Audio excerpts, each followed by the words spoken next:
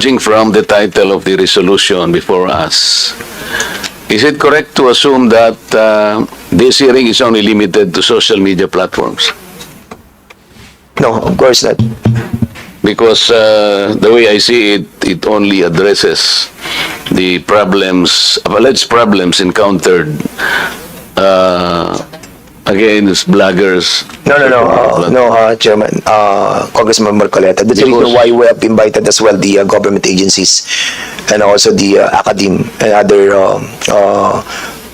media outlets who have parameters on. But we have not invited members of the mainstream media, Mr. Chair. We did.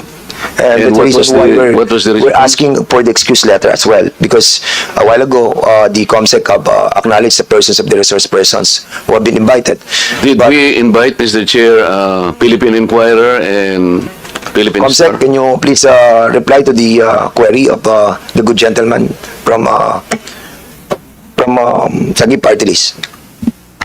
Thank you, Mr. Chair. Philippine Daily Inquirer was not invited, Mr. Chair. How about other social media? How about some other major media outlets? Philippine Star, Mr. Chair. Mr. Chair, KBP was invited, kapisanan ng mga broadcasters sa And the president of the Pilipinas. KBP is here? Yes, sir. Okay. Did that satisfy the query of Congressman Marcoleta? Because I think, Mr. Chair, even the social, not only the social media are supposed to be invited, but also the mainstream media. I am personally victimized by these two popular newspapers, broadsheets.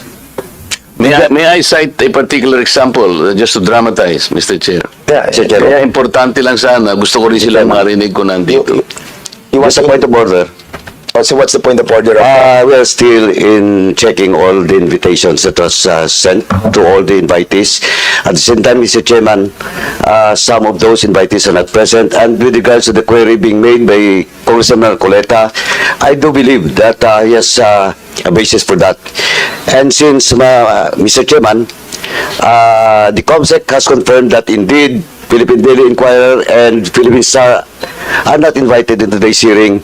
Since Congressman Marcoleta is not a member of this committee, may I respectfully move, Mr. Chairman, that in the next hearing, we will invite Philippine Daily Inquirer and Philippine Star to expedite discussion, Mr. Chairman. So move, Mr. Chairman.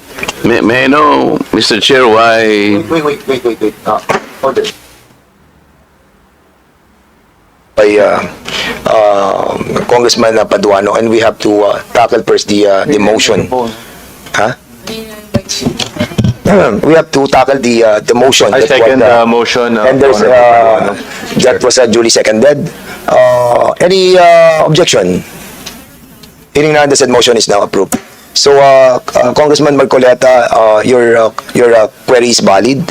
Unfortunately, I think it's the fault of the COMSEC for not inviting, because you have to consider as well that we have invited so many already for the bloggers. It was like 40, and we cannot accommodate everybody. And that's the reason why your query is so valid that we will be inviting them in the next hearing. And at the same time, having said that, your story about being victimized of those two broadsheet can be tackled in the next hearing. So the next item. Mr. Chair. Yes, you have the floor right now, Congressman. I just would like to find out if Miss Elizabeth Joey Cruz, aka Joey DeVere, was invited. Consent, If he was invited, Chairman, we'd like, a point of order, Mr. Chairman. what's the point of order? Once again, Mr. Chairman, the floor is still with Congressman Marcoleta, and is she okay na po ba? Kaya Congressman Marcoleta with regards to the query that I move to invite Philippine Daily Inquirer and Philippine Star. Yes. It was approved. Well, Now, actually, I have already taken action. I know, Your but query of the floor is still with Congressman Marcoleta, and I asked personally Congressman Marcoleta to the chair if he is satisfied with the motion that I have made, Mr. Chairman. And after that, siguro, let's proceed with another member of the House of this committee. Congressman Marcoleta, please. Thank you, Mr. Chair. I still have to include another aspect of inquiry. Kasi hindi lamang po yung social media at saka yung mainstream media. I was also personally victimized by certain survey firms. Nagsasurvey po sila. For example po, yung SWS, kailangan sabihin ko na po. Nag-survey po sila ng third quarter survey last year. And they listed 40 names, senatorial preferences. Nandito po sa akin, ibibigay ko po yung kopya po, reference ng ating committee. There are 40 names mentioned and indicated in that list. Ito po, Mr. Chair. Gusto ko lamang pong i-emphasize na dito sa 4 na pong senatoriables po na kanilang ginamit dito sa survey na to, meron pong 6 na relatively unknown. Babasahin ko po ang pangalan. Adonis Jerome, Andamo Jocelyn, Arambolo Ronel, Doringo Mimi, Floranda Mori, Danilo Ramos.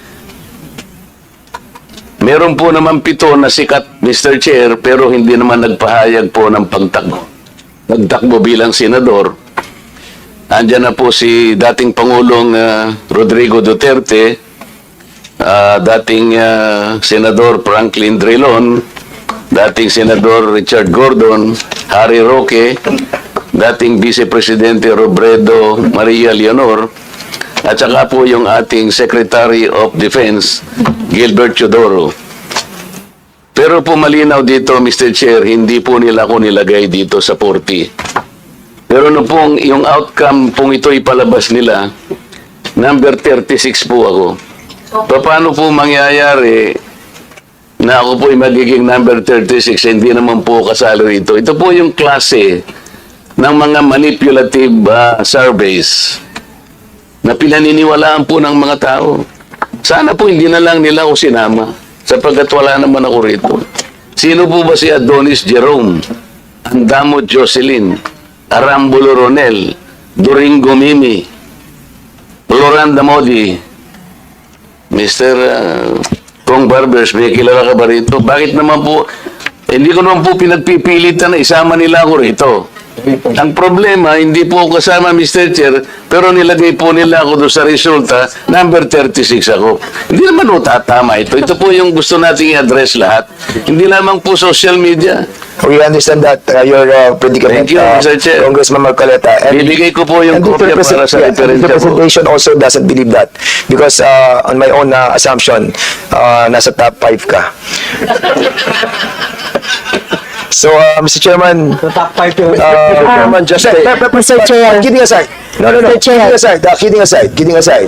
We have to tackle that issue as well. That being espoused by Congressman Marcoleta. So we will be inviting. We will be inviting over in the next hearing. What survey firm is that? SWS and the Power Station. Ilan ba yan? Ito lang muna yung nakita ko. Yes. At saka yung Manila Broadcasting Corporation. NBC.